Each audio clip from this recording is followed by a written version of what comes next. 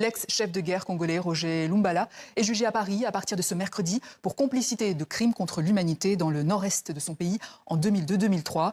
Voici son portrait signé Simon Rodier, Lionel Bellon.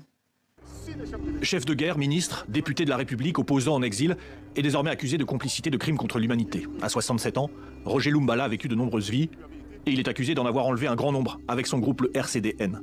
Une milice qui aurait été chargée d'effacer le tableau du nom de l'opération militaire menée en Ituri en 2002 et 2003. Cette opération, elle vise à prendre le contrôle d'une partie du Nord Kivu et de l'Ituri. Cette opération se caractérise principalement par énormément d'exactions, de violences sur les populations civiles, d'assassinats, de viols et d'enlèvements, et y compris d'actes de cannibalisme. Roger Lumbala aurait donc été le chef de cette milice lors de la Deuxième Guerre du Congo, un conflit international issu des soubresauts du génocide rwandais en 1994. En 1998, la RDC est dirigée par Laurent Désiré Kabila, qui a mis un terme au régime de Mobutu. Mais cette année-là, les alliances se renversent. Kabila fait face à des rebelles congolais et au Rwanda de Kagame, accompagné de l'Ouganda et du Burundi. La RDC est soutenue par la Libye, le Tchad, le Soudan, la République centrafricaine, l'Angola, la Namibie, le Zimbabwe. Un conflit surnommé la guerre mondiale africaine. Elle aurait causé la mort de plusieurs millions de personnes. Les exactions se multiplient aux confins de la RDC sur fond d'accaparement des richesses. À l'époque, Lumbala et le RCDN tentent de s'emparer d'une partie de l'Ituri, notamment autour de Mambasa, avec pour objectif le carrefour stratégique de Beni.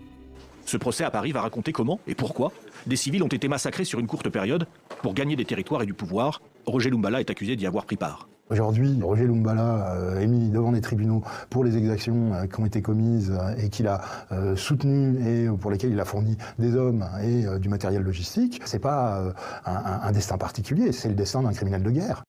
Roger Lumbala a vécu en exil de nombreuses années en France. Il y sera arrêté fin 2020, avant de répondre donc de l'opération Effacer le tableau près de 23 ans après les faits. Son avocat estime aujourd'hui que son rôle est amplifié. La difficulté, c'est d'arriver à établir le lien en réalité entre un chef politique qui est M. Lumbala et des troupes qui ont commis telle ou telle exaction sur le théâtre des événements. Selon nous, au regard des éléments de la procédure qui sont disponibles dans le dossier, ces éléments ne sont pas caractérisés. Il me paraît évident qu'il n'était pas informé des actes qui étaient perpétrés. Je ne sais pas s'ils étaient d'ailleurs perpétrés par le RCDN, en tous les cas des actes qui étaient perpétrés sur le terrain. De nombreuses ONG et des Congolais se sont portés partie civile dans ce procès historique qui trouve un écho à la situation actuelle en RDC. Des milices qui ont été créées, qui sont soutenues par des pays voisins, qui continuent à terroriser les populations civiles, des meurtres, des viols, des déplacements massifs. Nous espérons que justement cette vérité permet